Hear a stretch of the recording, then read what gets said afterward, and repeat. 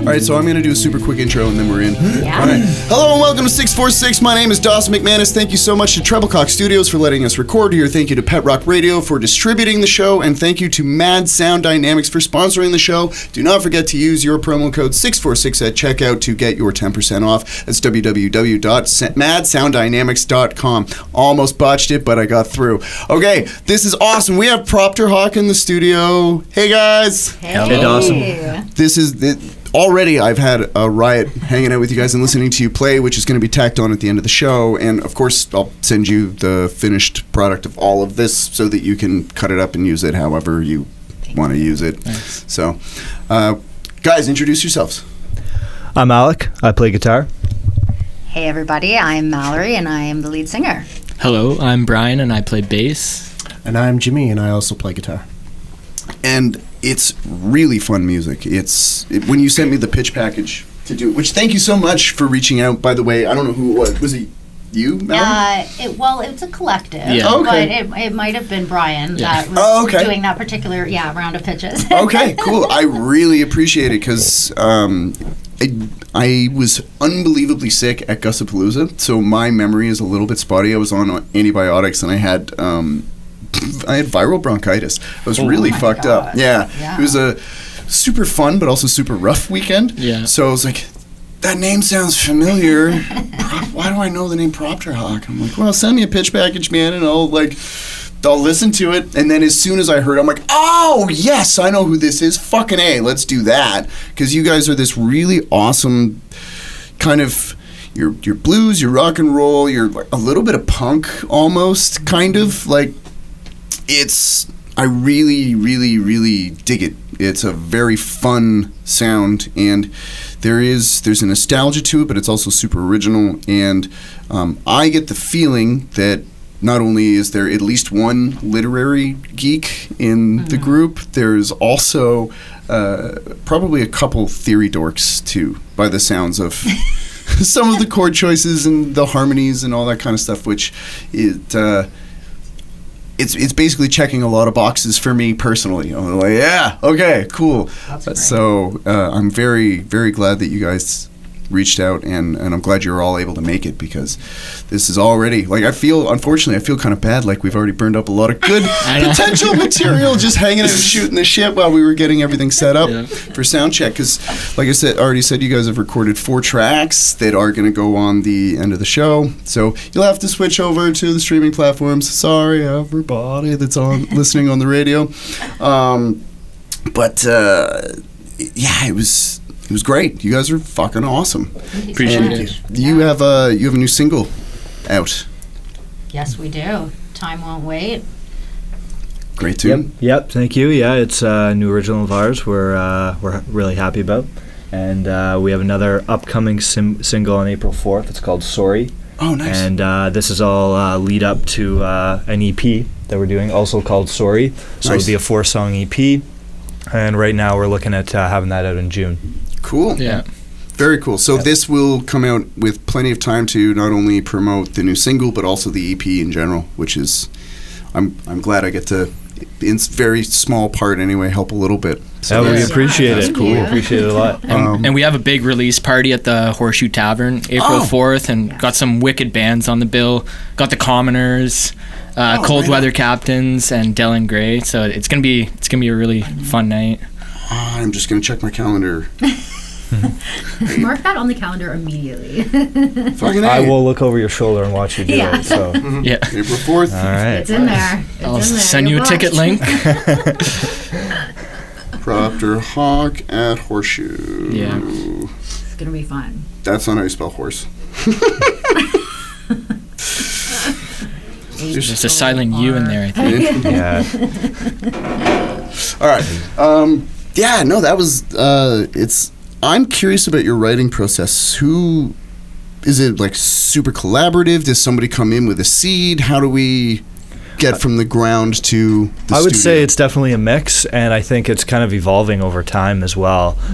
Definitely the first record we did, self-titled, was very much Mal and her husband, an original member of Propter Hawk, they kind of had the groundwork of the material, and then the rest of us kind of came in and put our own spin on it.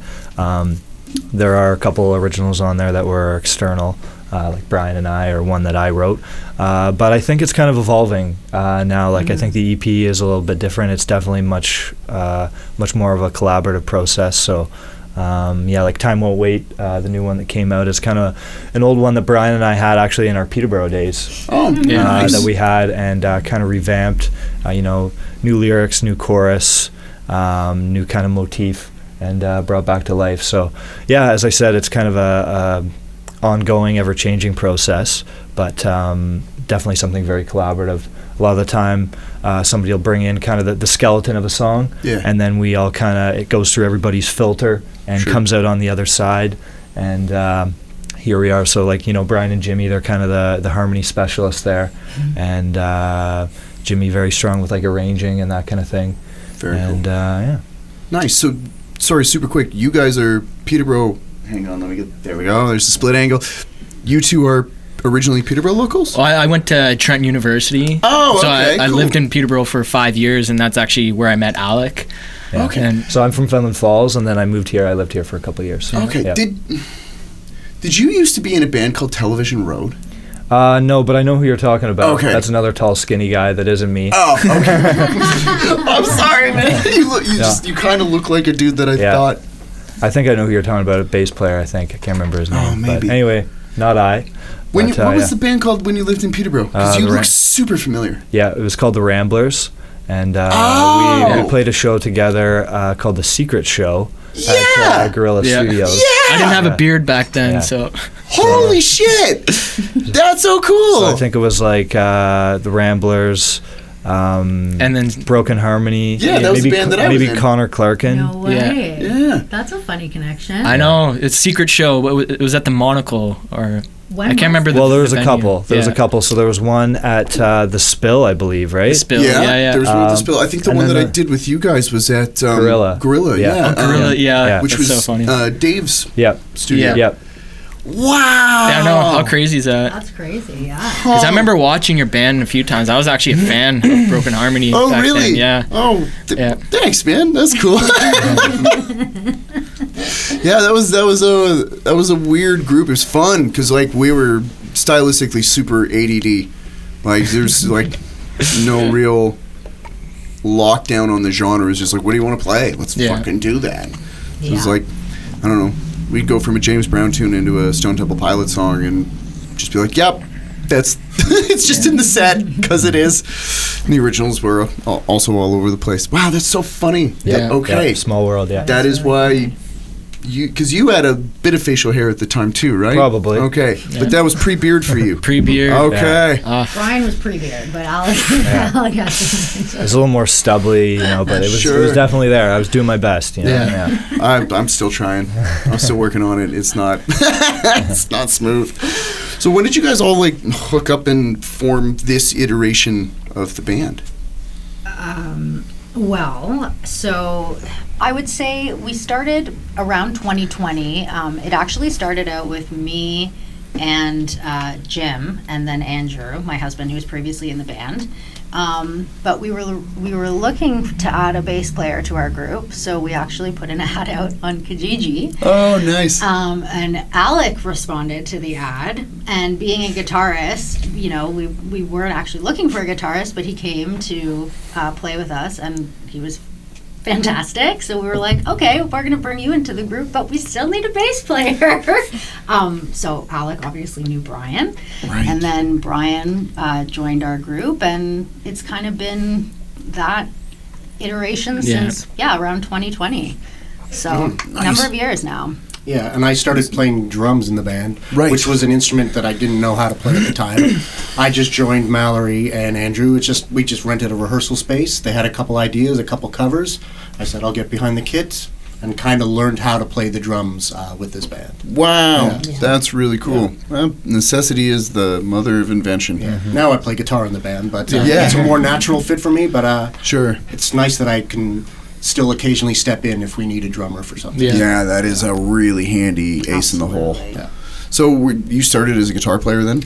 I started as a brass player. Oh, So cool. trumpet is my first instrument.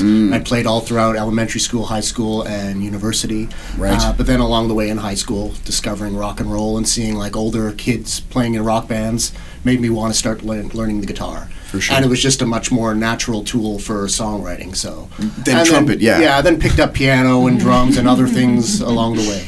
Yeah. Right on. But yeah, guitar would be my primary instrument. I'd say. Nice. Did you study music in university? studied, yeah, I did. Yeah, okay. So thus the arranging and Yeah, harmony yeah. and... Yeah, we've recently added a horn section to our live setup. Oh, no way. So I do the arrangements for that, so that's a lot of fun. I get to tap into some of my musical theory days. Cool, because I was curious when I was listening to you guys this morning. I was wondering who was in charge of the horn arrangements, because they're nice. Yeah, So thank you. you're welcome. I was like, I was like, okay, they're all, it's obviously real horns. It's not Yeah. VST. It's live instruments. I was like, I wonder who's arranging this shit, because to pay somebody to do an arrangement on top of paying Right. potential session players, I'm like, that shit's expensive. So true. Yeah. So somebody probably in the band is in charge of the arrangements. Yeah. That's very cool. Yeah, we're lucky. Very cool. Like, Yeah. it's definitely an asset. I've always said, like, if we could clone Jimmy, he would just slowly take over other positions in the band, and maybe it would be just like me and then like 4 Jimmys, but then over a period of time I would just also decide to replace myself with Jimmy too. Right. And it would just be a band of Jimmys. There would be world peace. Nice. That's awesome. Very cool. So, I guess when a tune comes through, like in its skeletal form, eventually, do you kind of go over and like do like arrangement touch-ups and stuff, or does it sort of? I guess it would depend on how well arranged it is when it before Yeah, it I comes to the mean, group. back to your original question, we're lucky in kind of a unique situation that all of us are songwriters in the band. Yeah, that's So handy. typically Alec or Brian, if they present a song, it'll be 75% there, and then Mallory and I will, put our touches on it. But there's been cases where it's been a much more collaborative thing where we've Yeah. almost written a song between the 4 of us. So, Right. Like just and jamming. It's still it comes out. evolving. Yeah. Yeah. Yeah. That's awesome. Very cool. Are you the main lyricist, or do you guys all kind of? For the first record, yes, me and Andrew. But like Alex said, there were songs from Brian and Alex early days. Now, yeah, it's definitely a mix between all of us. Very so cool. it's become more collaborative over the years. Yeah. Okay. Yeah. Cool. So then I guess if a lyric, specifically one that's, say, mostly complete by the time it gets to you, is it just like, okay, now I just have to figure out a melody line? Or are you sometimes presented with the melody line already intact? Or Yeah, actually, I think a lot of the time lyrics are almost secondary. I mean, it really depends on the song. But sometimes you just have an idea for a melody and you want to figure that out before you know what the song is going to be about or Yeah. what you're going to put to it lyrically. So I think it just kind of depends on where the idea originates from. But Sure. yeah. so are you mostly just kind of using, I don't know, like nonsense words and consonant vowel things, but just to build a melody line first? Yeah, I mean, I think, you'll pick a phrase or something. Sometimes maybe you'll even like borrow a phrase from an existing song just so you have some lyrical like filler in there so you can actually present the song with, with Something. Yeah.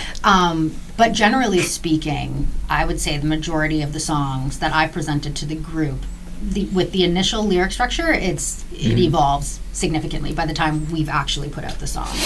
So, I'm yeah. sorry. I would say I often start with like in my situation. Pull that mic towards you. In Sorry, my- I know you guys have to No, share it's a all mic. I'm good. sorry. In my situation, I start out and I just kind of like vocalize until something comes, and then a line will come into my head. And sometimes that even dictates what the song is going to be about. Yeah. Maybe if Yeah. you sit down and it has a certain chord feel or like vibe to it, and you're like, this kind of makes me feel like this, and then you say a line, it's like, oh, I guess that's where we're going with this now.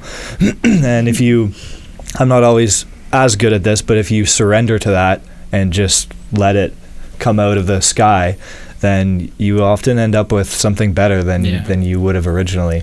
Yeah, getting out of your own way is sometimes difficult. Yeah, yeah. So true. Well, I like to just press record on my phone and I'll just improvise for like 5 to 10 minutes, and then I'll listen back and like pick out the melodies that sound good and then fit lyrics to the melody that I came up with. Or sometimes when I'm improvising, I'll just come up with the lyric on the spot, and then I kind of use that as the foundation and build off of that. Cool. Because a lot of the time, that's not the angle I want. Oh man, that is like right.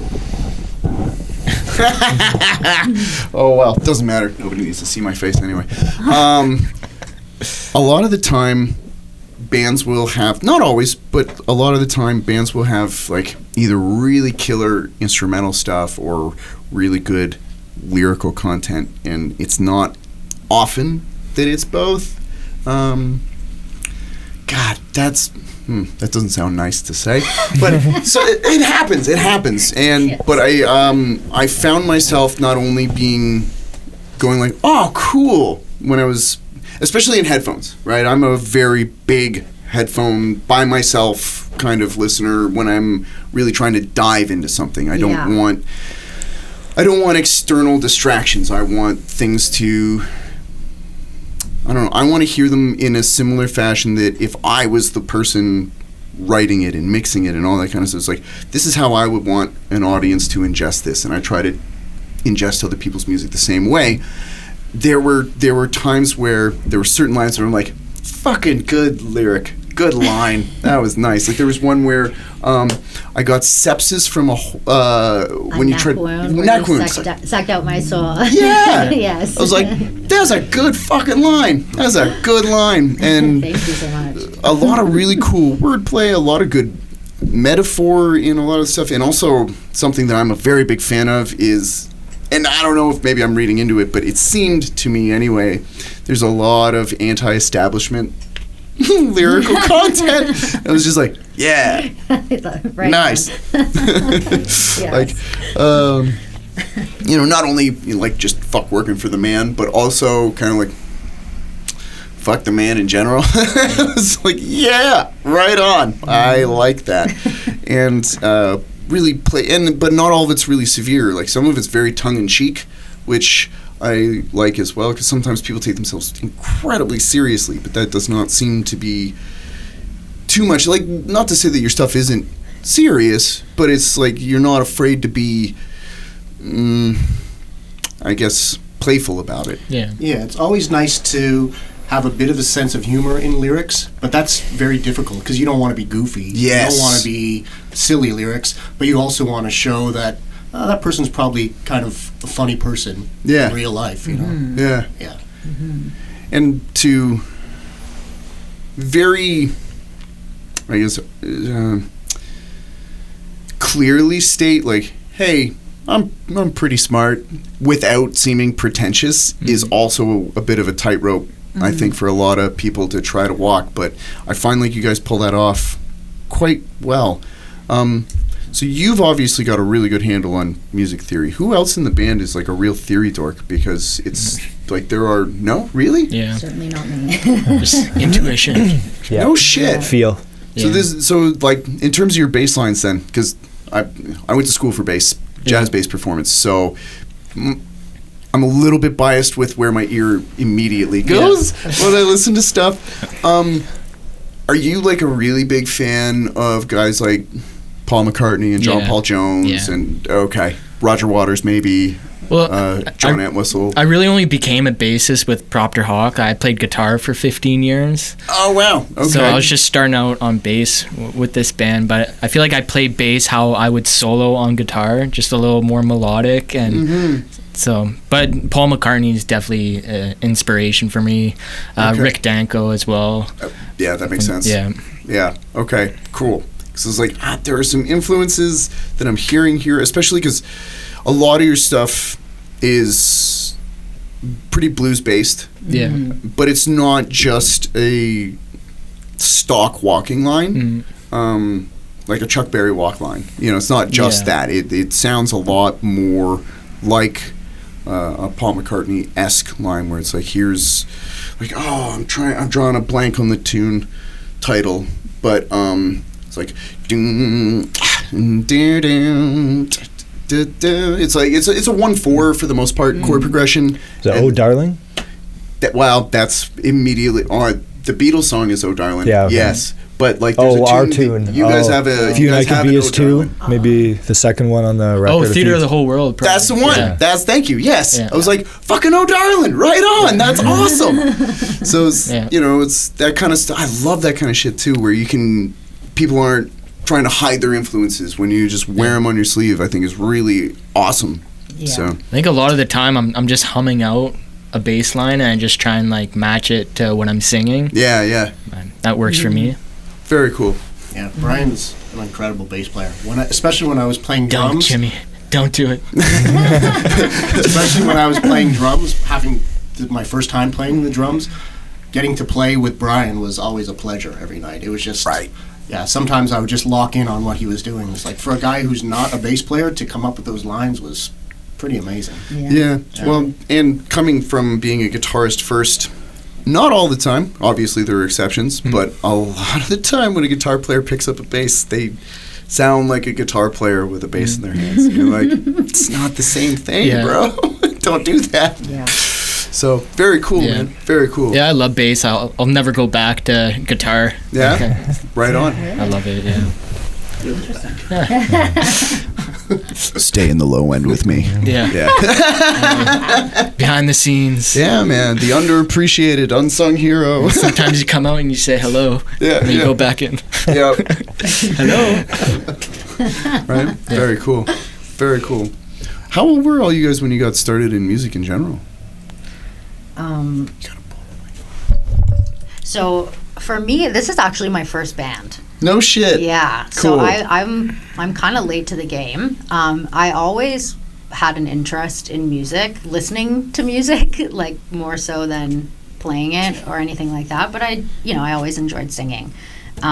So yeah, for me, it was later in life that I got into a group and started performing. So this was really the first band that I ever played live with, recorded with. It was all new experience for me. Yeah. So That's rad. yeah, so it's been You have a quite fun. killer voice. I know. Thank you so much. And your pitch is really strong too. Like Thank you. Like the tone, the timbre is really interesting, but your pitch is solid. Like really, Thank you. really solid.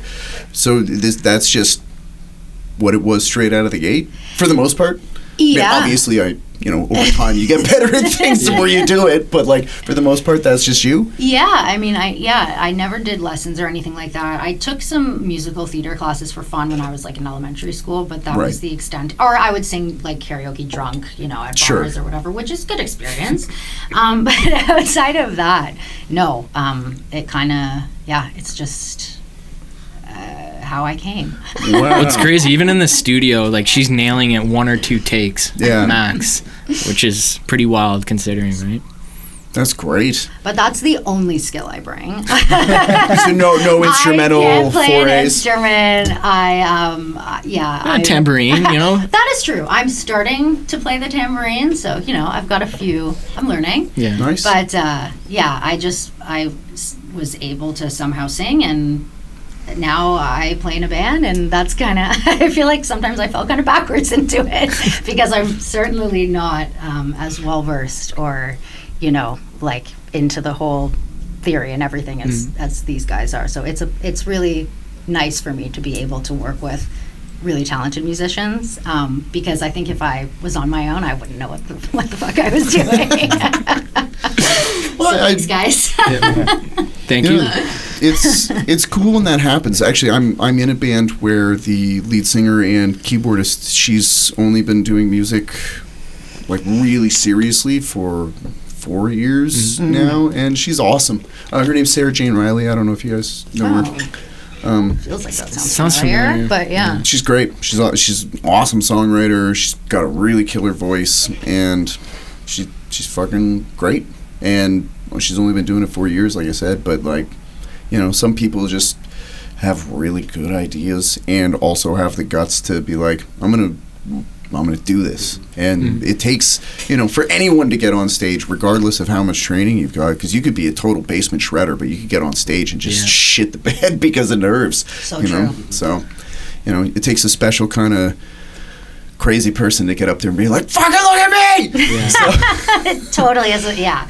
You're 100% right. Yeah, and it's, I think that anybody that does it at all is deserving of recognition, but especially if you nail it when you're up there, even more so, like, fucking A, good for you.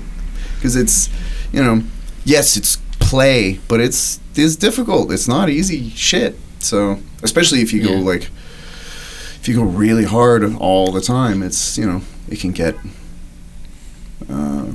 what's the right word? Overwhelming, I guess. 100%. I used to be afraid to hit the high notes when I was singing. I was like lead singer, so I would just sing an octave lower just because I wasn't belting it out and my voice wasn't shaking. And it really took away from the performance. Singing an octave I'm just lower. like, don't even have the mic. We're just gonna mouth the words like Garth when they're doing the. Remember in the first Wayne's World when they're trying to do Bohemian Rhapsody, but Garth didn't actually. Dana Carvey didn't actually learn the lyrics. He's just like. Anyway, sorry, never mind. Bad tangent. How about you? Okay, let's just go around the table. Yeah. Who wants to go next? I'll go next. So I was already kind of around music a lot. Both my parents are, I wouldn't say like musicians, but like music lovers. Right. So I was always around that. And then my first instrument was actually the bagpipes when I was 10. What? And then Nice. I did that till I was about maybe 18, something like that, and then went away to uni and kind of lost touch with it.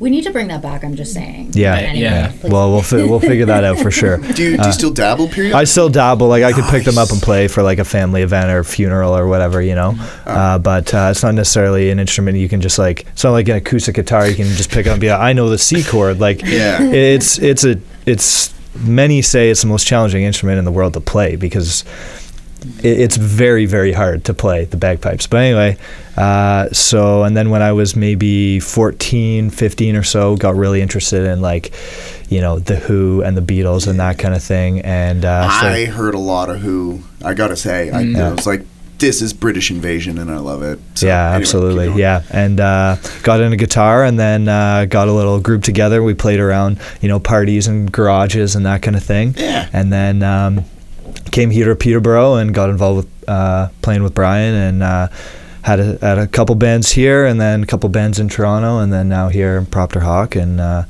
mainly guitar and slide, bit of harmonica, some songwriting, a little bit of vocals here and there. So Nice. Yeah.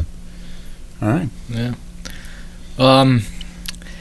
I guess my biggest influence as a kid was School of Rock. That was like the catalyst for me getting into music, and I fell in love with like AC/DC after that movie. Of course. And How so could my you- first guitar was a SG. Yeah. Of course. Yeah. And then I was in a band in high school, and we were like 17 playing in bars with permission and stuff. Yep.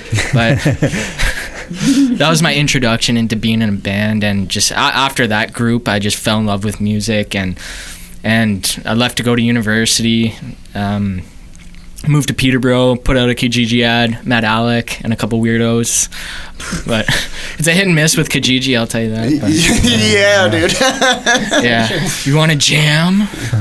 But anyway, Alec and I we were in a couple groups in Peterborough, and I got to experience the Peterborough music scene, which was awesome. Played the Spill, Red Dog, Dobro, Garnet, Dope. Pig's Ear, and Yeah. those are all venues that are closed now, which is crazy. I know the Pig's Ear just opened back up. Yes.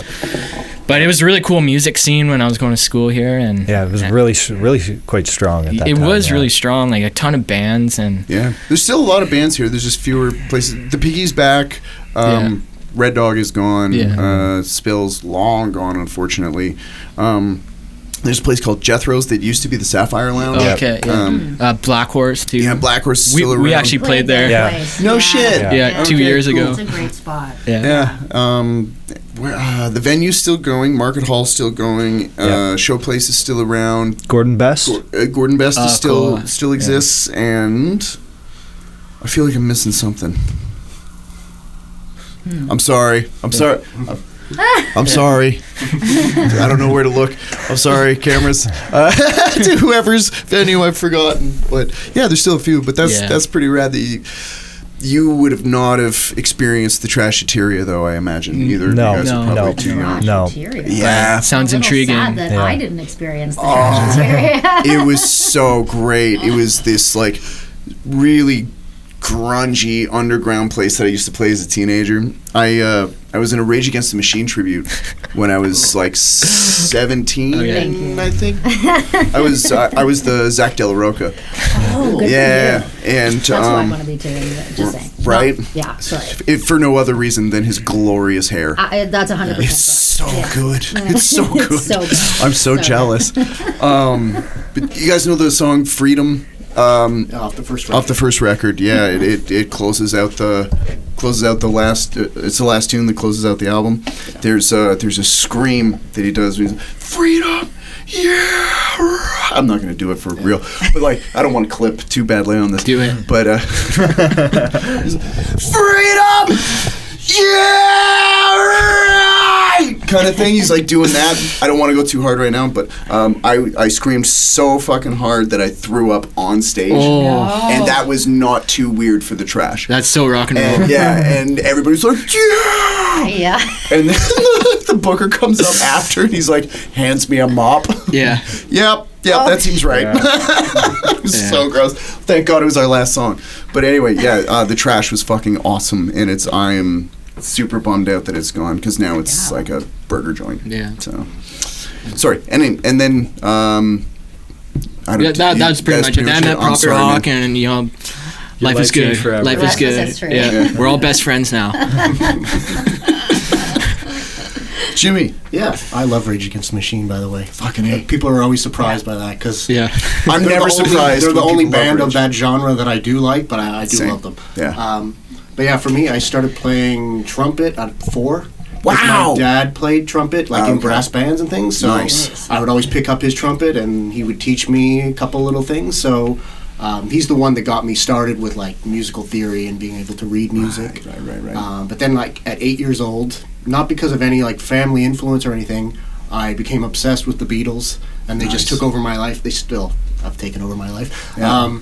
and that sort of changed my life. And they were the most important thing to me for 5-6 years. Yeah. Then high school, started playing guitar, wrote my first song, and it wasn't half bad. And I kind of got addicted to songwriting and formed Nice. a band, all the while playing in school orchestras and bands like that as Right. well.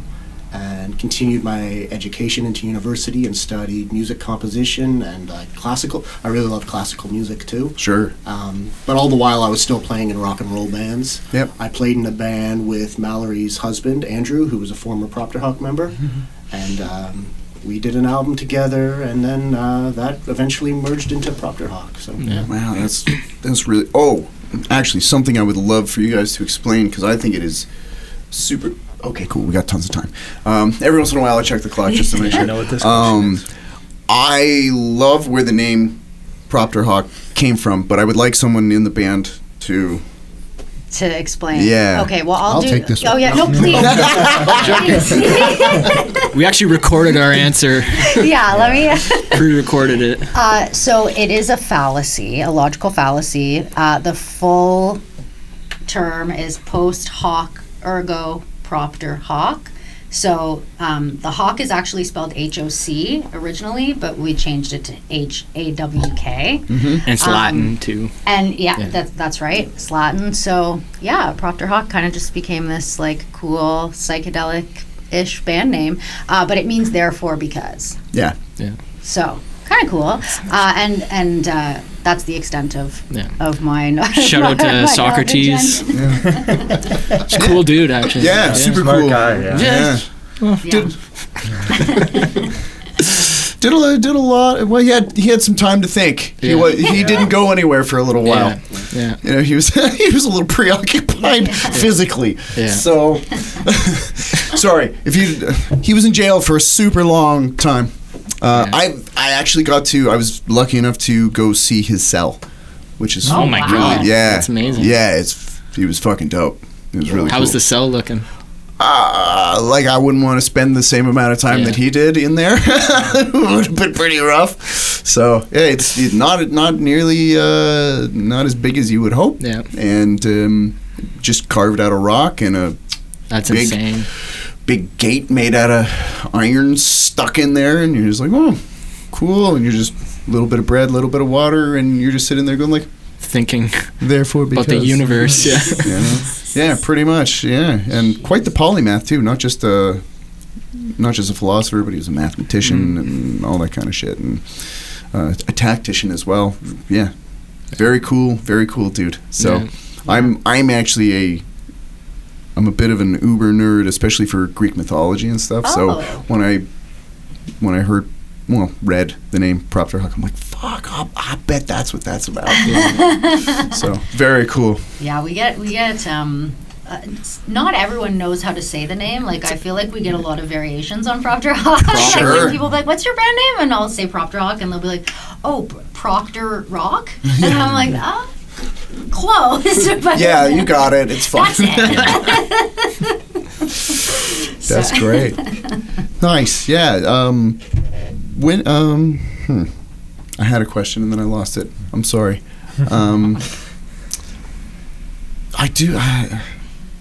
Okay. Can we talk gear? Is that cool? Like, so I really do like gear talk, and there are a few listeners that get off on it. I'm sure some people roll their eyes as soon as I start to get into it, and I'm sorry, but this is not about you. It's about me. No. I want to go through everybody's rig when they're specifically, I guess. Is there a difference between studio rig versus live rig, and if so, what? Can we just maybe go? Yeah. Yeah, so like I said, I played in multiple bands before. I was always the lead singer, like frontman, guitar player. So I never wanted to have a pedal board. Right. I wanted to have a tuner and maybe a drive pedal, and that was it, just because I was trying to remember lyrics, so I didn't want to have a pedal board in front of me. Yep.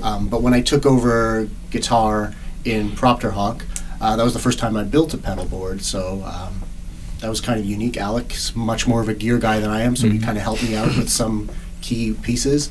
But yeah, in the studio, we've liked to experiment with different guitar combinations, different amp combinations.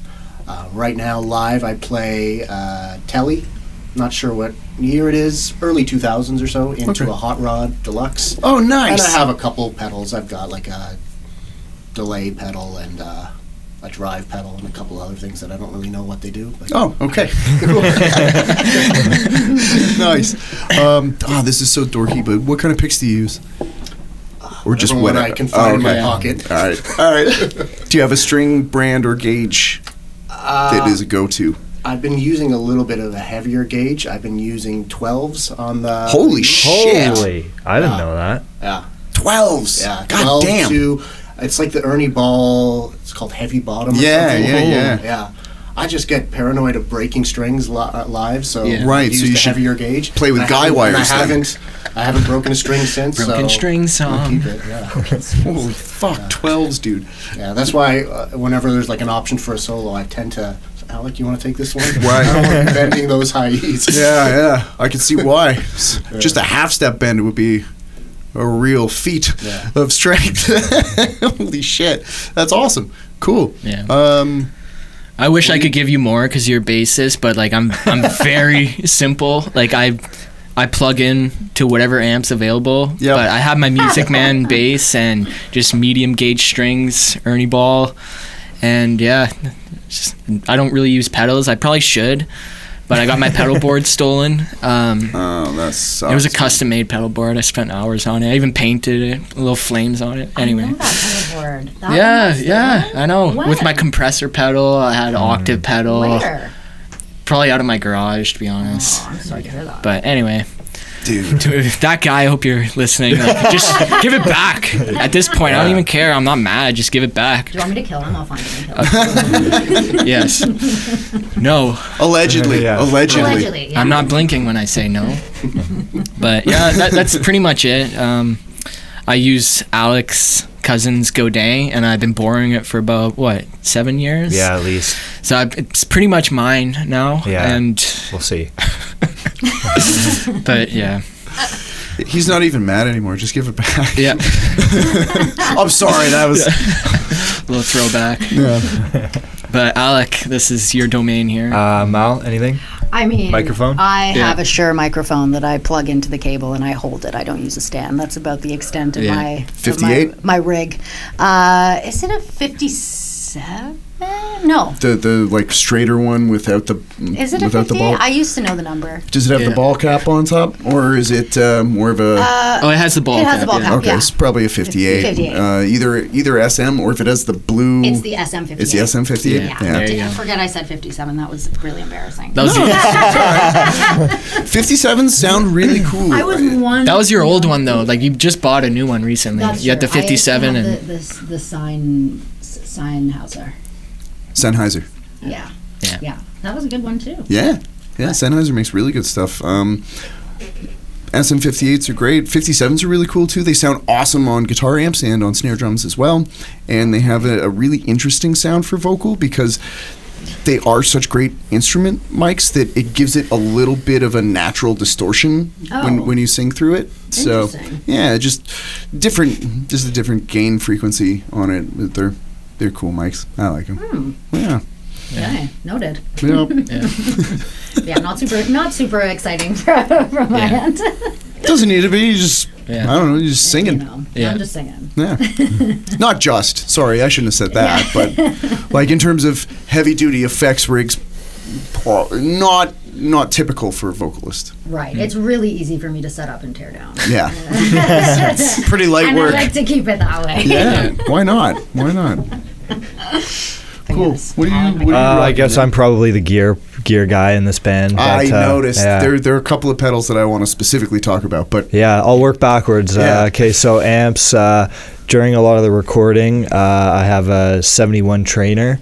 It's a beast. It's heavy, but it is a machine. yeah. And so did a lot of recording with that. We actually have a secret weapon amp, which is called Dr. Dan. Yeah. And it's a Marshall. It's like a hand-built JTM 45. Oh, cool. Hand built. Like hand wired, yeah. So shout out to Dr. Dan. He's an amp builder out of Nova Scotia, Dartmouth, Nova Scotia. Huge beauty, and I love Dartmouth. builds amazing amps. Anyway, so it's one of our secret weapons, and that's for a lot of like the really grimy solos Yeah. that we're playing and that kind of thing. And then live, I've just been recently playing like a little Supro. I think it's a 14 watt. I actually can't even remember the model of it, but it's a little beast. And what I like about it, you can carry it with one hand. Yeah. It's Hell I could yeah, carry dude. it. yeah. And then pedals, kind of like a series of drive pedals. I have a tremolo pedal, a lovely Tribute Audio, Yes. Jeremy Spenceley built right here in Peterborough, Ontario. Yeah. Yeah, and very very nifty little rig. And then I have like a Leslie emulator Yeah. Nice. for some kind of like Beatle-y kind of stuff. Yeah. And then I have a Beano Boost, which is like a pretty sick little rig. And then did a lot of recording with a 92 Les Paul I have, and recently just switched to an ES35 a couple weeks ago. Cool. Why the switch? If you don't mind me asking. I don't mind you asking. It was actually Sensitive. weight. Yeah. Ask more. Les Paul killed my brother. It almost killed my back, actually. Yeah, It's just it the was reason I so switched heavy. over. They So are heavy. all Les Pauls are heavy, but like mine is very heavy. What year? It's a 92. Yeah. Okay. And so it's a big chunk of wood. And so it's my beloved. I played like probably like 90% of the gigs I've ever played with it, and great guitar, but just made the switch over, and this felt like the natural move over to the 335, and really loving it. Well, I mean, shit. If a 335 is good enough for Larry Carlton, Yeah. Take two. Sorry, if anybody doesn't know who Larry Carlton is, Jazz guitarist, or yeah, well, influential session guy. every genre of guitarist, but jazz. Yes, he also played for Michael Jackson. He played for Joni Mitchell. Joni Mitchell, a lot for Joni Mitchell. He played. Steely Dan, Yes, too? he did Yeah. a lot for Steely Dan. Yeah, he's the fucking man. That dude is super rad, and I am extremely fortunate. When I was in school, he came and gave a master class, and I got to not only talk to him, but I attempted to play with him a tiny bit. That's And- awesome. But I was just like, fuck, that's Larry Carl. Holy shit, dude, you're Larry Carlton. Oh my god. And I did not play well. That's okay though. But yes, 335s are the shit. Yep, and I'm on the opposite end of the spectrum. I play like nines, like Ernie Ball, light gauge. You know, really as light as possible. To be honest with you, like, you know. I don't think I've ever seen you break a string. Yeah, knock on wood, but. I don't see a reason to go heavier, make yourself work harder. I think like B.B. King and Billy Gibbons are playing like 7s or 8s. So if that works for them, certainly works for me. Yeah, sure. Why not? I mean, whatever. It's just whatever your touch is, really. Like I when I'm playing guitar anyway, I really split the difference. I play 10s. I have tried 9s, but I overbend everything on 9s. It's just like, okay, that was a 2 whole step bend, and it was supposed to be a quarter. Holy shit! So, yeah, but that's cool. What kind of picks do you particularly? I have these. I don't know what they are exactly, but they're little like a cat's tongue. It has like the like a jazz abrasive or whatever on it. So not a jazz 3, they're gray. I think it's a Dunlop. Okay. Maybe 0.8. Would that make sense? Yeah. Something like that. It's a decent sturdy pick. Yeah, it's. I don't like the flippy floppies. No. Like a yogurt lid. I switched for acoustic. Yeah. But yeah. I'm diehard jazz 3 cat tongue. I don't want to use anything else. My hands sweat like a lot, so it has to be a cat tongue. Otherwise, it'll just go flying. But I love those jazz 3 cat tongues. They're the shit. Yeah. It's the same sort of thing. It's like a 0.8. Yeah. But it's like nice and sturdy, but the jazz 3 is like really, really short. Yeah, the little red one, right? Yeah, you can get them in black too. I just find that with the shorter pick, a pinch harmonic is way easier to nail than with a full length. Yeah, I can see that. So, because I don't want to work that hard to get it. I want to be able to be rocking out and still go. Yeah. So, well, I know back in the day, like a lot of the guys that influenced me, like Robbie Robertson, Clapton, Jimmy Page, all those guys, like they would take like a banjo string and use it as their high E. Yeah. Just so they could bend up, with like ease. Crazy amount. Yeah. Like the solo for a Whole Lotta Love. It's like a 2 whole step bend. Yep. Which is really fucking hard to do. Same with it's not Zepp. It was an Eagles tune. Hotel California at the very, very end of the second part of the guitar solo. There's this huge bend that if you only have a 21 fret guitar is a challenge. Really, really hard to get to, especially with a heavier gauge string. It's like, I know it's gonna pop. I know it is because I've done it quite a few times trying to reach that high E. A lot of those guys in that era were influenced by a blues player called Albert King. Oh yeah, and he played a flying V upside down. Yes. And so when he was bending, he was actually pulling down instead of pushing up like we would. Yeah. And influenced a lot of those like crazy overbends that people from that era probably brought the in. biggest Albert King clone was Stevie Ray Vaughan. Yeah. So if you listen to Stevie Ray Vaughan, and listen to him like rip, he's like a faster, kind of more like almost developed version than Albert King. But it's like if you put them side by side, it's pretty incredible. Yeah. You're like, oh, that's where that came get from. It. Yeah. Cool. Stevie Ray played 13s on his he E. did. Yeah. Yes, he did. There you go. 12s are not that outrageous anymore. Yeah. Well, Stevie Ray was also a fucking gorilla. Like, that dude was huge. And his hands were dinner plates. Like, I don't know if you ever saw a picture of him, like, shaking hands with fans and stuff, but that dude was, like, I mean, in terms of, like, the majority of his body stature, fairly average sized dude, like I don't know, like maybe 6 feet, around 200 pounds ish, but his hands were just giant. It was crazy. So he probably would need 13s. Yeah. So I know he lost a callus on his finger like mid-show and glued it back on. Oh Yeah. my goodness. yeah, Jeez. super glued it. Yeah. Dude was an What are you animal. talking about? Yeah. Glued his callus back on. Yeah. All right. It's rock and roll. Good for you. Well, shit. Tony Iommi chopped his fingertips off. Right before they were going on tour. Right before, right? and he was not going to go in that day to the sheet metal factory, but his mom was like, Tony, you have an obligation. This was supposed to be your last day. Go in. And he wasn't really paying attention and just whack that last phalange for all those just right off. And so what he did at first was melted down wax and took leather strips and would like wrap it on to the tips of his fingers, and that's actually a big part of his guitar tone is the fact that it's leather against the strings, and that's what kind of, I mean, also they just cranked the shit out of their amps, so the natural breakup was crazy, but yeah. That's fucking maniac. Yeah, imagine. I can't. I don't. No, I'd rather not imagine. I don't like that. But buddy of mine I saw yesterday chopped off the tip of his finger. Oh. With a table saw. What? Yeah. Just yesterday? Well, no. Like I saw him yesterday. And he had but like, what do you mean your friend cut off his finger just yesterday? No. You saw the guy with the table saw instant yesterday. Yeah. He cut it off. He cut his finger off like around Christmas-ish. Jesus. Yeah. And I hadn't seen him since before it had happened. So I was like, where's your finger? Yeah, what the is he? And so where's his finger? It's gone. In a bio waste bin, probably. It was incinerated years ago. Yeah. It's in the atmosphere. Yeah. We've breathed it in with all the other particulates in the air. Oh, that's wow. Poor guy. It's Soylent Green. It's it's good for you. Eat up. Yeah. It's full of protein.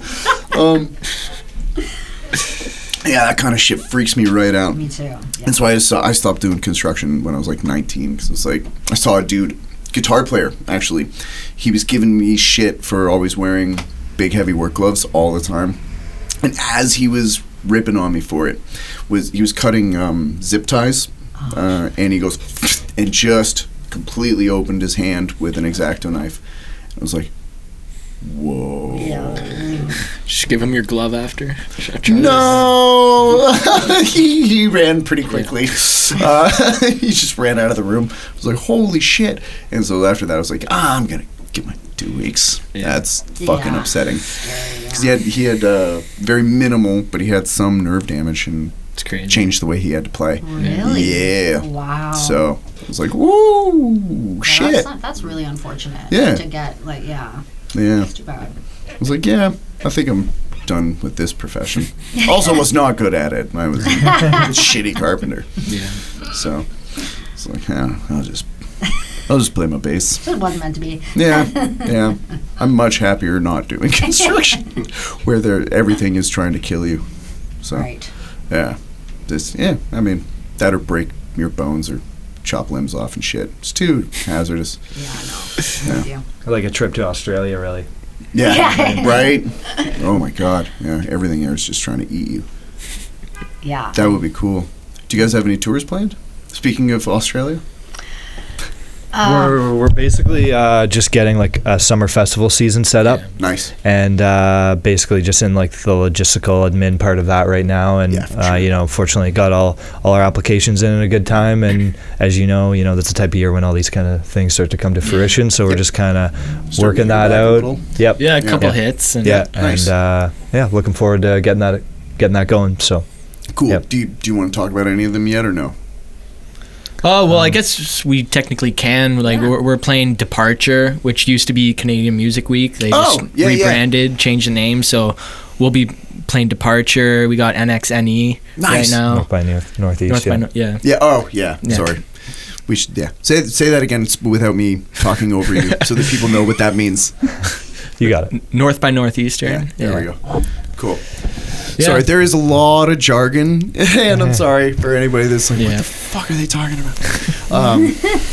Anything else that's like solidified yet?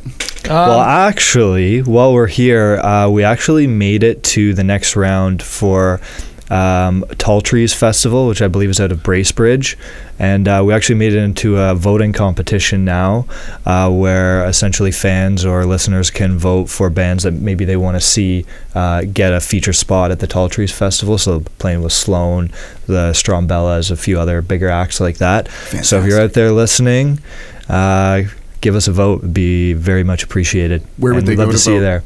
They can go on the Tall Trees website, actually, or it's also affiliated with Max FM out of Barrie, Okay. which is our like alternative station. So feel free to go there. And you could go on check our it out. website. We'll have a link there, so it's accessible for everyone. And What's your website? propterhawk.ca. Yay. Okay, cool. There we go. For the streaming version of this, there will be links to all Perfect, kinds of yeah. stuff. So actually, later, if you guys could just give me like a block of whatever Yeah, links for you sure. want added, then That'd be great. I will get them all on there. Great. What time are we at? We're at, where's that clock?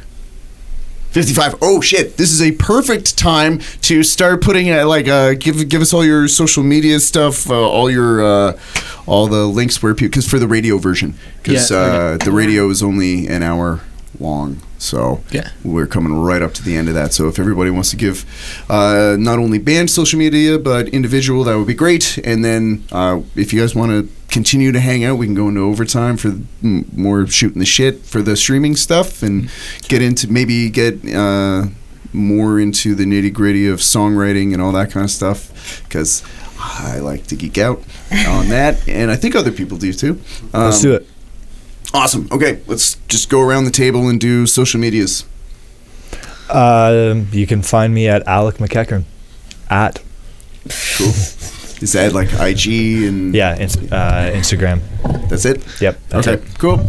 I don't have personal social media, but I will promote the band's social media, which is Propter Hawk Band on Instagram. You can also go to our website, propterhawk.ca, as we said. We're on Spotify, Apple Music, all streaming platforms. Yeah. Propter Hawk. No, you're good. So I just have Instagram. It's b.wilder. And my OnlyFans. Just might as well give that a shout out Yeah, while there's an of audience. But Beards Yeah. and feet. oh, it's called Johnny. I called him Johnny earlier. I was trying to learn Yeah. everybody's name. It's a call back before the mics were hot because Yeah. I'm an idiot. And so, well played, sir.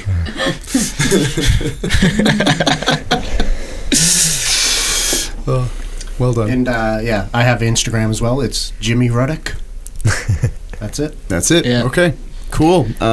Thank you so much again to Treble Cock Studio for letting us record here. Thank you to Pet Rock Radio for putting this out. And thank you to Mad Sound Dynamics for sponsoring the show. We're going to head into overtime. Thanks for listening, everybody. And we'll catch you next week. Peace. Bye. Thank you. Propter Hawk, everybody. Woo! Woot woot. Hey, what's up, 646 listeners? It's Dawson McManus here, holding it down on the low end as a bass player. And I can tell you, I know the struggle. You're grooving along, you're locking into the drums, everything's perfect, and then wham! You're totally drowned out by the cymbals. It's total vibe killer. I know I'm not alone. That's why I'm super stoked to tell you about the Mad Cymbal Shields by Mad Sound Dynamics. Mad Cymbal Shields are a total game changer. They're designed to control volume and harshness without killing the natural tone.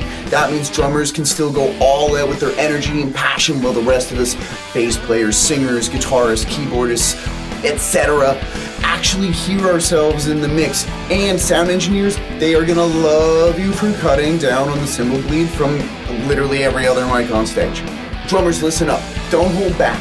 Play with the intensity and the power and the passion that drives the tune without overpowering the band. With Mad Cymbal Shields, you can let loose while keeping everything balanced. Trust me, your bass player and everybody else on stage is gonna thank you for it.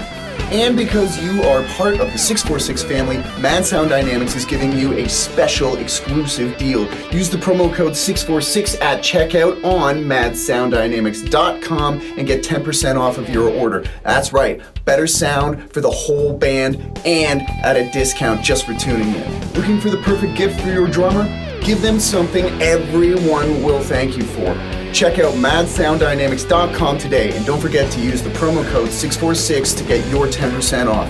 Mad Cymbal Shields, Mad Sound Dynamics, because great music starts with balance. Let's get back to the show. Overtime! OT. Yay! OT. I did want to mention something. Yeah. Are we, Yeah, we're good. Okay. Go ahead, man. Well, I don't know if you remember this, but Alec and I were at an open mic at the Red Dog a few years back, and the Sheepdogs came in, and they ended up performing on stage, and you were playing harmonica while they were performing, which was pretty cool. But that was a cool moment. That was actually that is all because my friend Jimmy Boskill. Oh, you're buddies with him. Yeah, he's a fucking great dude and phenomenal multi-instrumentalist, and he is also the owner and operator of the Ganaraska Recording Company, and they're phenomenal. Like, he's got like old reel-to-reel shit and like, very, very like analog. Yeah, and everything that comes out of there sounds so good. It sounds so good, and everything that dude touches is absolute gold. Brooks and Boskill. I was just gonna say, Brooks and Boskill is fucking phenomenal. He's had tons of his own solo projects. He also, as you mentioned, he was a member of the Sheepdogs, and now he's also a member of Blue Rodeo. And Jimmy asked me to get up and play harmonica with him at the after party, and that's the only reason that I was able. Well, that's not true. I've jammed with the Sheepdogs a couple of times, and they're very nice dudes. They are really nice dudes, but. Yeah, no, actually, every time I've jammed with them, it's because of Jim. Yeah. So that's not like they were like, "Hey, man, we know who you are." It was a friend of mine being nice to me. Yeah. So it's a cool moment, nonetheless. For sure. Yeah. Oh, yeah. I'm not trying to detract from it. It was very cool, and it was a great time, and I'm very fortunate that a few of my friends are way more successful than me and have been gracious enough to include me in things that are above my pay grade. So it's very nice of them to do that. And Jim's friends are for. Yeah, and Jim's the shit. And I want to get him on the show. I should probably reach out and ask, but he's super busy all the time. So I almost feel like I'd be, I don't know, putting him out to ask, but I probably should. Yeah. But cool. I'll be honest, man, I forgot. Yeah. You know, it's like, it's one of those things where you're as good as your last gig, you know what I mean? Yeah. And so, like, I've done some cool shit, but I've also done some stuff where it's like, oh, I hope nobody was there. It was good. It was good. Yeah. Oh, thank you. Yeah, it was good. It was a surprise because Alec and I are huge fans, and we just like couldn't afford tickets at the time, and we just hung out at the Red Dog, and they just kind of walked in, and I was like, woohoo! Yeah, that was fun. Yeah, man, they're a great band. They are a great band. Mm-hmm. And it was cool. What did we play? Like Going Down. It was Going Down. I'm going down. Yeah. Down, down, down. Yeah, it's a great tune. I almost turned that into a different song. What is that ELO? Don't Bring Me Down. Yeah, Don't Bring Me Down. Yeah. Don't Bring Me Down. Yeah, that's what I was singing. It was funny for the harmonica. Speaking of harmonica, for the harmonica part in the new single, Time Will Wait. Time Will Wait. God damn, sorry. I'm so bad with titles. I was like, I wonder if that's straight harp or if that's cross, but it is straight. Yes. Cool. Yeah, depends on the tune. I can play like a little bit of bluesy stuff too and do like cross harp for that, but that's just straight kind of like a folky thing. Yeah, absolutely. You ever play slant? No. No? It's okay, so try this. It's fun. Okay. If you were playing a tune in a minor key, if you want to get like a Dorian sound, play a whole step below your tonal center for your harmonica. That's cool. That's interesting. So like I didn't know that was a thing. Yeah, so like yours, the one that you've got here is an E, right? Yes. So if you were in F sharp minor, play your E over that and it'll give you F sharp Dorian. Interesting. Yeah. And it gives you a really cool. We'll put that in the toolbox for later. Yeah. It's really nice too because if you go from that 5 to, or depending on where you're coming down from, but if you do like your root to your 7, it gives you the major 6 before you get down to the perfect 5th. So you get that like from the 7 to the 6, you get a half step movement, and then you get that whole step down to the 5. It sounds really cool. Interesting. Really, really cool. Especially, I think anyway, going from the root to the 7 to the 6 sounds really fucking sweet. Very if you do it on guitar, it's got like a Kim Mitchell kind of he does that kind of stuff a lot. Sounds really rad. Cool. Yeah. We'll hang on to that one. Yeah. Sorry, I like theory. I like harmonicas. They're fun. I'm curious do you have a harmonica mic? No, actually, I have like a one that we could use for like a bluesy kind of thing. It's like a low impedance one. Oh, cool. But No. Typically at a show, like Mal will literally hold her microphone to me just to play that one part. Right. Well, you guys did it today. Yeah, we did. It today. works. Yeah. Yes. You know, and it's it's a cool thing to do. You know, if it works, it works. Yeah. The only reason I'm asking is for harmonica mics, if your hands are full, like especially like a bullet mic, Mm-hmm. they're that weird like egg shape. Mhm. But recently, what is the company called? Battle Tactics, maybe, came out with a mic clip that holds a bullet mic, which is Cool. really, really cool. Oh. They're very, very useful. Why didn't we think of that? Oh, you just gotta hang out with me. Sorry, but for songwriting stuff though, this is something I'm curious about. When you guys are approaching that, do you like, if you're going instrumentally first, I guess, is it like just something falls out of you? Do you take, I mean, obviously, whether we mean to or not, we all take inspiration from other tunes that we've Of course. heard or learned or whatever. But like, when you're building it out, are you thinking like, this is the chord progression I want to use? I want it to be a more minory sound, a more majory sound. I want, like, is that something that you actively think about, or is that more of a secondary like drafting tool maybe? Or For me, it's something that is a lot of hard work. I almost have to approach it like a daily job kind of thing, sure, because in some ways I almost don't believe in inspiration. Yep. I almost feel like you have to keep working at it, and you have to work through all of the bad ideas, and then eventually, right before you're about to put that guitar down because you're frustrated because everything is terrible, then all of a sudden something good happens, and you sort of call it inspiration. Yeah. But I think it's because you put the work in, and like I said, you've got rid of all the lame ideas or the stock kind of things, and then something magical will hit. And for me, it's strumming chords, a chord progression I like, improvising a vocal melody with nonsensical lyrics, and then all of a sudden there might be a hook or a cool little turn of phrase or something. And then that's when I know it's time to develop that further. right, okay, Yeah. cool. On the lyrical side of things, do you practice like writing, like just like stream of consciousness, like just nonsense writing shit down? Just No, to, lyrics are tough for me because it's always been very much the music. It's always Right. been the tune, the melody. I love melody and I love harmony. That said, I also hate bad lyrics. So I take a lot of time to work on the lyrics after I've got all of the music done. right, But there's been songs where I've been 100% satisfied with the melody and the music, and it's taken me maybe a year to actually get the right lyrics to it. But I won't put something out if I'm not confident with it lyrically as well. sure, So, that makes yeah. sense. That makes sense. Yeah. Cool. How about you, man? I think I'm a bit more impulsive with how I write music. It's like, if I have the idea, I have to brush it out that day or I'll never return to it. Yeah. So okay. if inspiration comes, I know you don't believe in it, but sometimes I feel like a song was meant to be written and it just comes to me and I just put in the time and really bring it to life. But usually when I write a song, I'll go straight I have a digital 8-track recorder. Nice. And I'll just write the guitar, finish the structure of the guitar, and just build on it, add bass, add vocals, add the harmonies, and then I'll just refer to that recording afterwards. But I just have to do it in kind of 1 or 2 sittings. Oh, okay. but- Wow. Yeah, and I probably recorded everything I've ever written on my phone, so I have folders on a Google Drive with like years.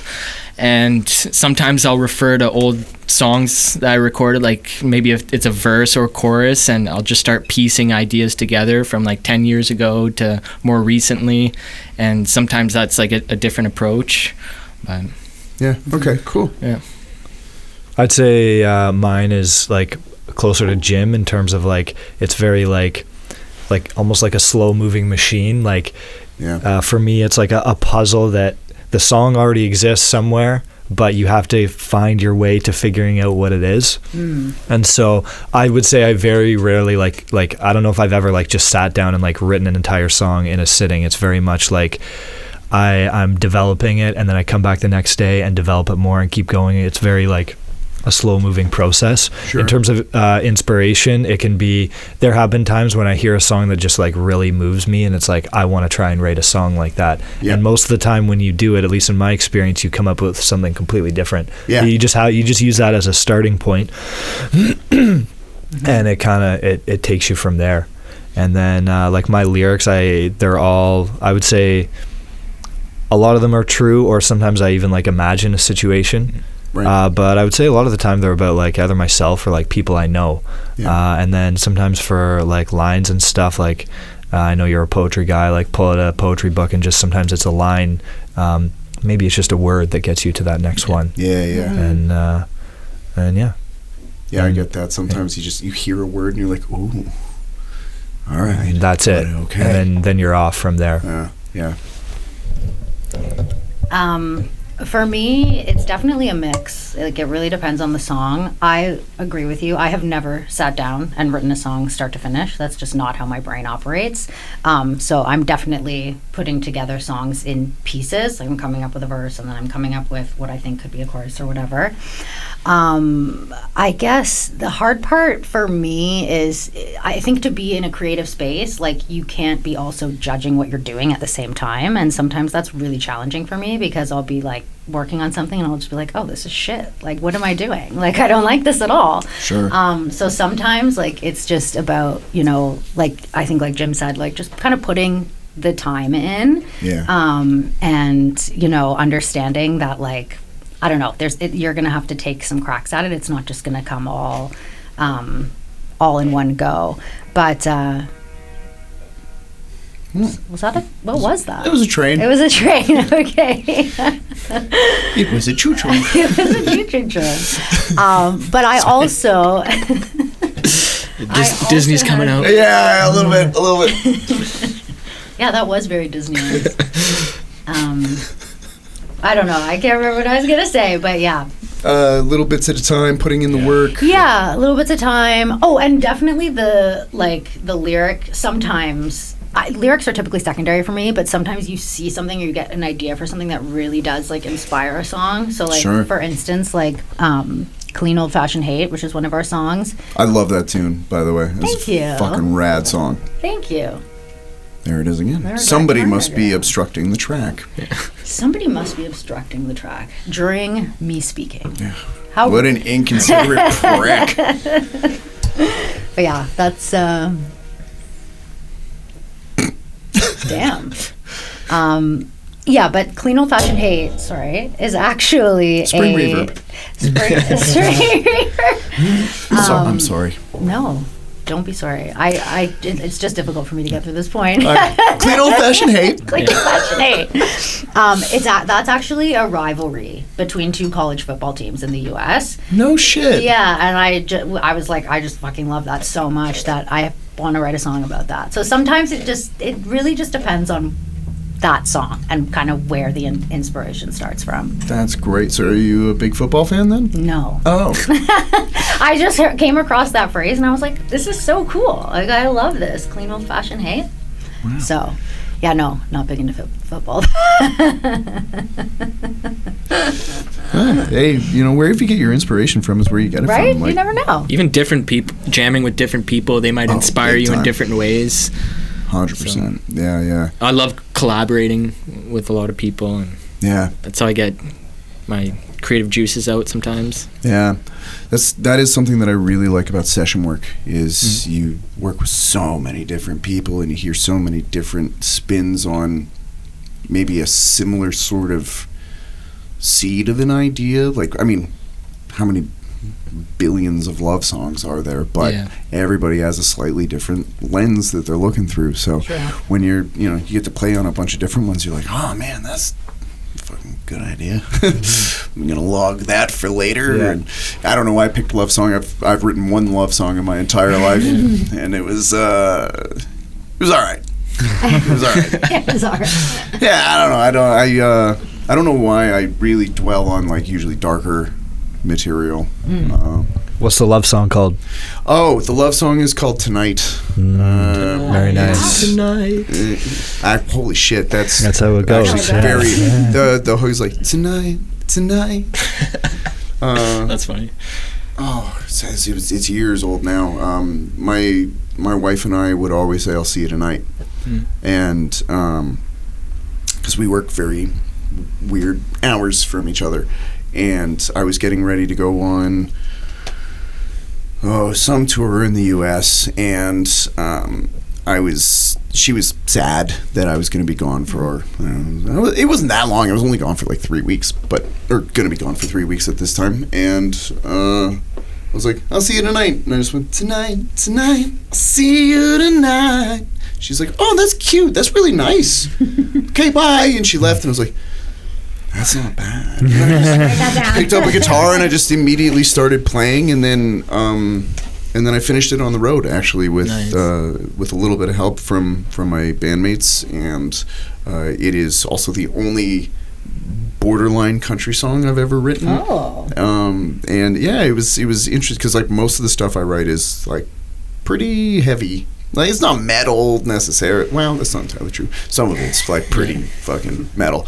But yeah, so it's, but I get it. Like, it really can come from anywhere and anything, and sometimes just somebody going like, yeah, that's cool. You're like, that is cool. Yeah. Like, you ever get that thing where you wake up out of a dead sleep and you have like an idea for a tune? Yeah, okay.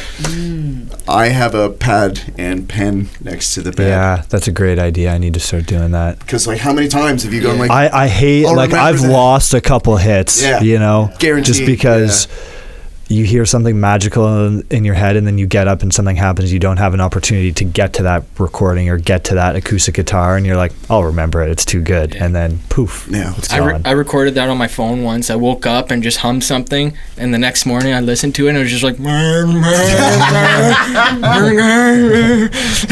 was like, can't use that. Yeah. Well, I mean, not everything's going to be a home run, but there have been a couple of times where I've literally woken up out of a dead sleep, either written down a lyric or had like a melody or a riff or something in my head, and I've set myself up in a way where I have a recording studio in my basement, so I just run downstairs and knock something out super quick, then go back to bed. And I've literally forgotten I've done that a few times, and then I come downstairs and I'm like, what is this file open? Like, what the fuck is this? Hit play, I'm like, oh, what a cool little present. That's pretty sweet. I don't even remember doing that. Like, I wasn't high or nothing. It was that's cool though. Like, so here's a weird question maybe. Being cool with killing your darlings can be tough with people. How do you guys deal with that in what seems to be a very, very collaborative act? Like if somebody's got something that just in its current form just isn't working, how do you navigate that? I feel like we give everything a chance, and I feel like between our collective minds, like we can take something that's either like 3/4 of the way done or half done or just not quite there, and just keep like putting our heads down until we get something we're happy with. Yeah, just grind it out. Just grind it out and keep going and going and going. I mean, I like to think we're pretty honest with ourselves too, in terms of like maybe we're not just feeling this one. Right. In terms of, but I feel like a lot of the time it's more so left up to the original composer in terms of being like, you know what, guys, I think it's time to move on, in terms of maybe taking something out of the set for a little while. Sure. And then come back to it a little bit later, and all of a sudden there's a little bit more life in it, you know? Yeah, for sure. A lot of the time it's almost unanimous. Like we all know if something works and we all agree on it. We don't often bicker if it works or not. Right. You that's feel it. Yeah. That's cool, because sometimes I'm asking genuinely because I'm curious, but like, so there have been acts that I may or may not have been in where sometimes people will let ego get in the way of, this is my song. It's like, well, maybe we should cut it. Just because, like, have you not noticed it clears the dance floor? Or like whatever, right? Like, and you don't want to say it that way or anything, but like, I don't know. I feel like that's really cool, though, that you guys are able to have that sort of innate analytical ability about what you're doing, to not try to force something just because it's mine, like being precious with shit, because that can, that can get in the way, that can fuck things up. Yeah. So. Yeah, I think we're pretty honest with ourselves, and at least in Brian and our case, we have solo projects where we have songs that we write for Propter Hawk and songs that we know wouldn't fit in that style. Right. So we would probably just save them for our other things. Like my solo stuff is much more poppy, I suppose. So I know that wouldn't work for Propter Hawk. So, right. But a challenge for me has been trying to write for someone else's voice, because I've only ever had to write for myself. Right, yeah. So trying to write, thinking of Mallory being the one singing it, is a challenge, and it's something I'm still working on. Whether that means trying to come up with a chord progression that she can come up with her own melody, or if I have a melody, I'm trying to think how she would sing it, not how I would sing it. Yeah, for sure. That makes sense. That's cool. So your solo thing is quite poppy. What's your solo jam? I don't even know. Folky. Yeah, a little psychedelic at times. There's like lots of retro rock fused in there too. Yeah, it's hard to describe, but sure, it's a little on the softer side, and I like to pack in the harmonies. Nice. Yeah. Very cool. So, okay, I might be way off base with this, but like in some of the tunes, specifically guitar styling, one of you guys, I think, is a big David Gilmour fan. Am I right? Not me. No. I like Pink Floyd, but I wouldn't consider him an influence. Yeah, like I love listening to him. He's amazing. I respect the hell out of him. Absolutely iconic solos, and but I wouldn't say that he's a. I don't sit down and learn his solos. Okay. Yeah. Huh. But Just things creep out, right? For That you sure. don't expect to be there, and your brain is always filing what you're listening to, so you never know, right? Yeah. Okay, cool. Yeah. There's Wish You Were Here is one of my favorite records of all time. that is a phenomenal He's album. not someone I think about when writing a song or coming up with guitar parts. Sure. But maybe subconsciously. Okay, Yeah. cool. There were a couple of solo spots where it's minor pentatonic and it's triplets, like I'm like, that's so. I think that's one of my things. I was like, that's so David Gilmour. I'm like, that's so rad. Now, fucking minor pentatonic with eighth note triplets. That's not only him, but that's like a staple of his stuff. And could also be my bias because I am a massive Floyd fan. That might be the Time Me Won't too, Wait actually. solo that you're thinking of. I think it is. Yeah. Yeah. Okay. That's you? That's me. Oh, cool. Yeah, It's- I don't know what I was thinking. Probably Glad you like it, though. Probably this sounds rad. No, I like it, but in my head I was like, oh, cool, Gilmour fan, another one, sweet. Oh, Just like me. Yeah, I'm a fan. Yeah. All right, cool. All right. Well, all right. I guess I can't hit them all in the head, but no, that was I really respect the shit out of what you guys are doing. It's very cool stuff. Thank you. Thank you. That's so nice to hear. Thank you. Oh yeah, it's fun, and it's a cool kind of callback to the British invasion stuff that made me want to play when I was a kid. Like the whole reason I started playing was because of the song Black Dog. Really? Yeah, by Led Zeppelin. Yeah, heard Zeppelin 4, side 1, and my brother and I were playing Mortal Kombat on Super Nintendo. That's how old I am. And we just heard that. We're like, whoa, wait a second. And switched it off. And was like, what is that? What's going on? Yeah. Like, okay.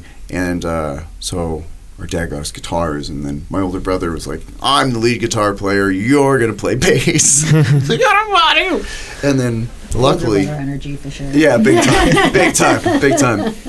And luckily, my dad knew that John Paul Jones was the guy that wrote Black Dog. He goes, the bass player wrote that song, right? I was like, what?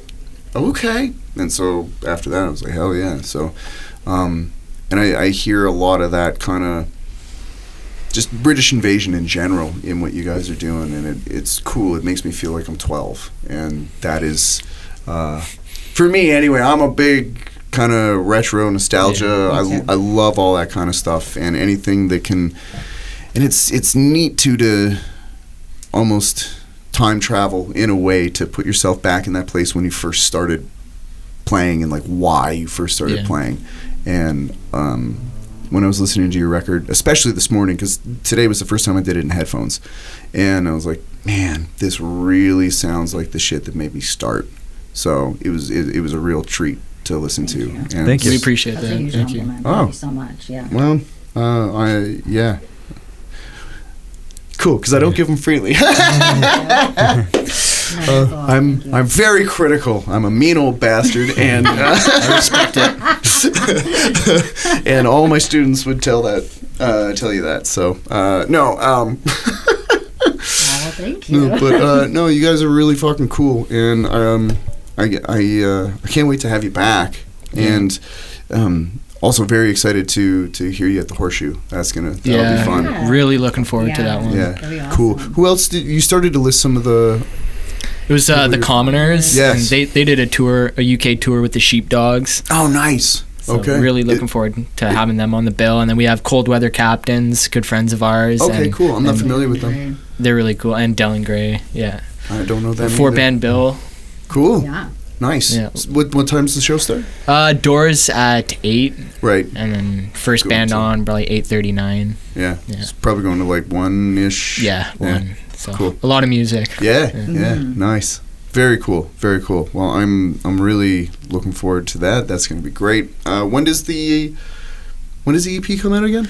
End of June. End of Yeah. June? Yeah. Cool. So no official date yet? We haven't landed on a date yet. We're just kind of seeing how things shake out, but that's what we're looking at for now. Yep. Very cool. Yep. All right. Thank you so much. So propterhawk.ca, and after this cuts, the performances will be up. Cool. So check them out, everybody. It's really, really good stuff, or at least I really like it. And if you don't, you're wrong.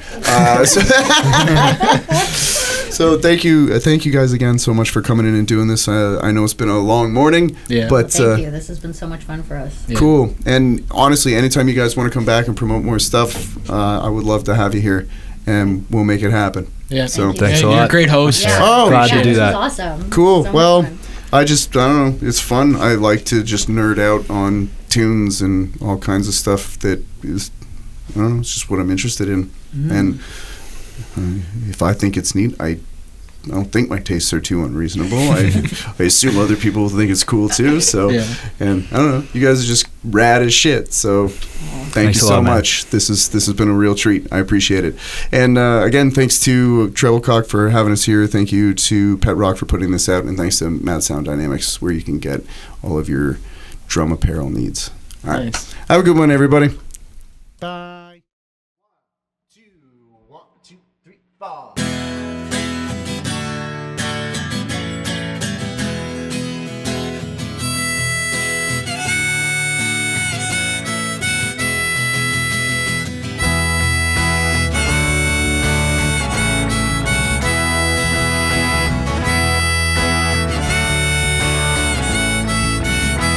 Roll up the window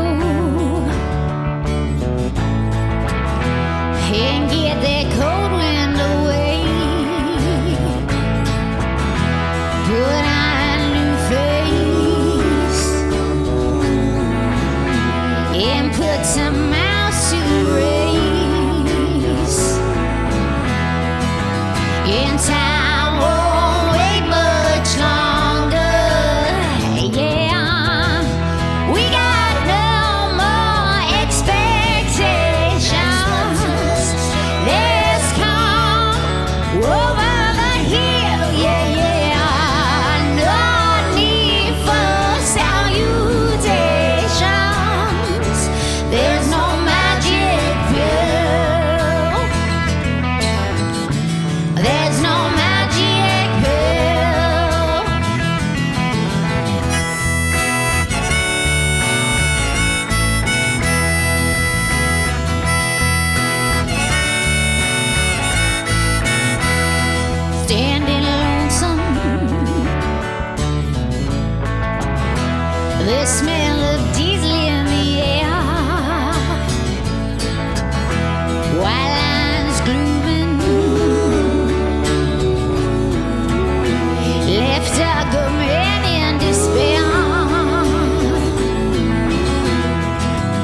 and time won't wait much longer.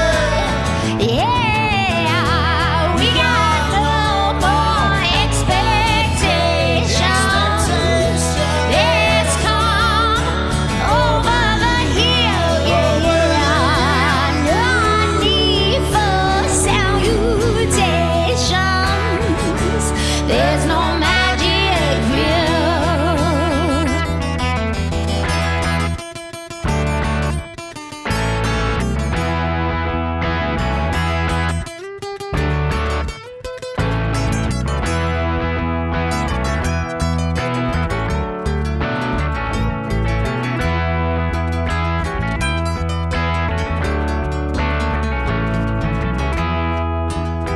Time won't wait no longer. Time won't wait no longer. Time won't wait no longer. Time won't wait no longer. We got no more expectations.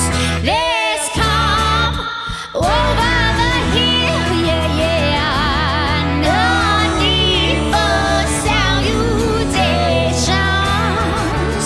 There's no magic pill. There's no magic pill.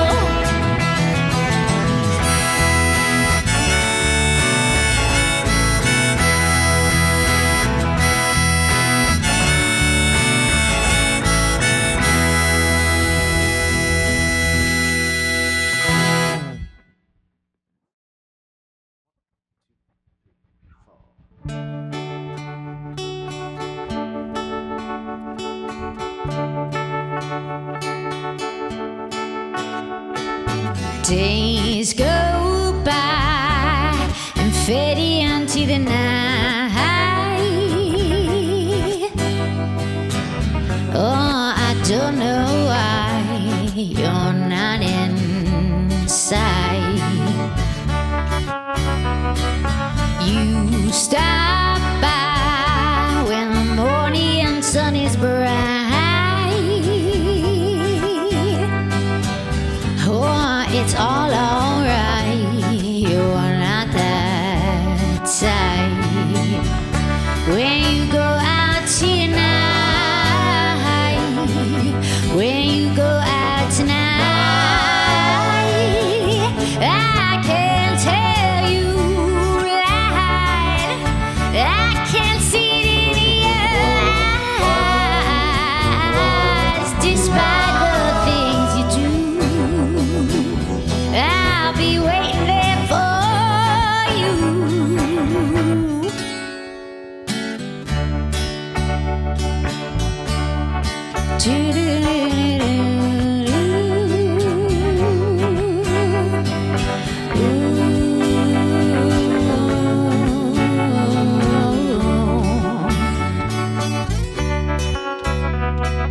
Days go by and fade into the night.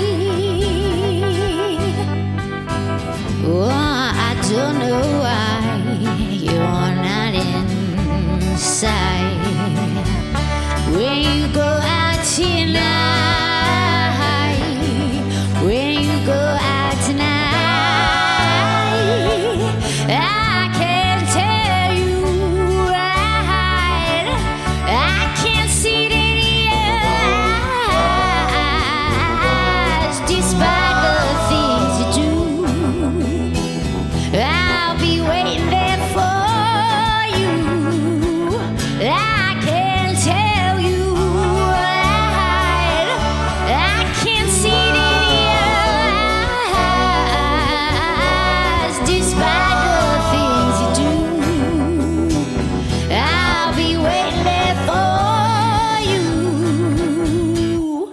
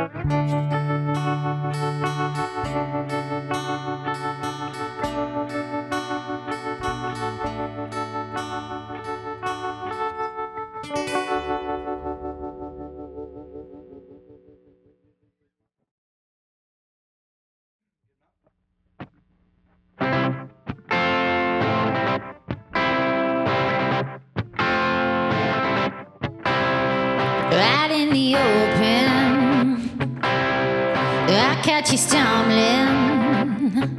Yeah, when I asked you the real truth, you started crumbling. Did I lose the golden ticket when I read your sign? Did the idols and the psychics all feed me alive? Out in the open, all the people were mumbling. I wanna ease your mind so we can both unwind. I need your loving, but you leave me hanging.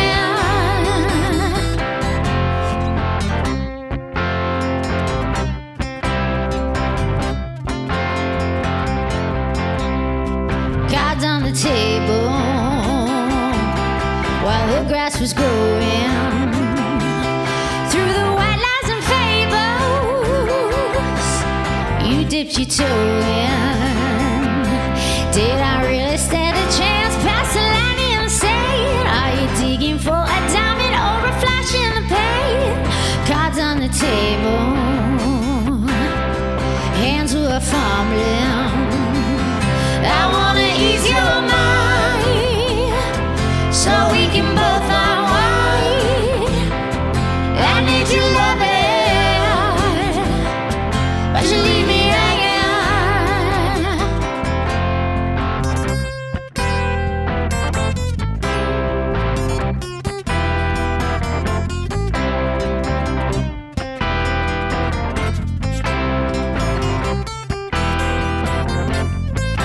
Like a bird on a wire, circumstances were dire, but I come by the skin of my teeth.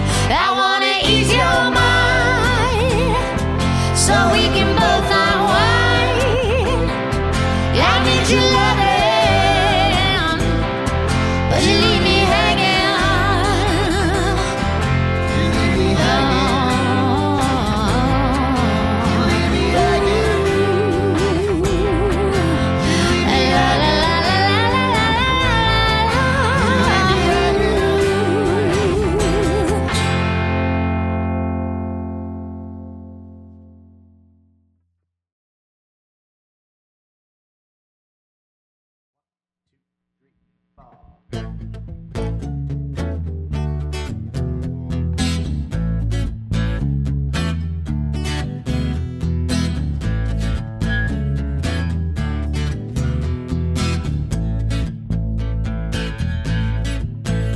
I know I'm not the one you wanted, and I know I'm not the one you came here for. The falling snow, I see it in the streetlights. Oh, I've been told there's magic in the air, but tell me, how can that be if you're not dancing with me? But if you gotta go right now, no, I don't wanna stop you. Now I've got nothing to say. No, I've got nothing to say.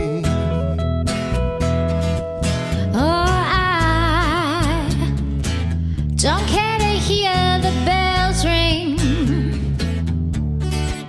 Oh, I don't wanna sing outside your door. All I want is just another chance now,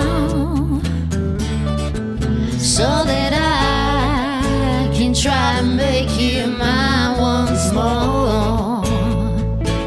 I know my chances are slim if you're out dancing with him. So if you gotta go right now, I know I don't wanna stop you. I'll let him steal you away, and I'll have nothing to say. nothing to say. I'm walking home in the snow again. Oh, I've been waiting for so long.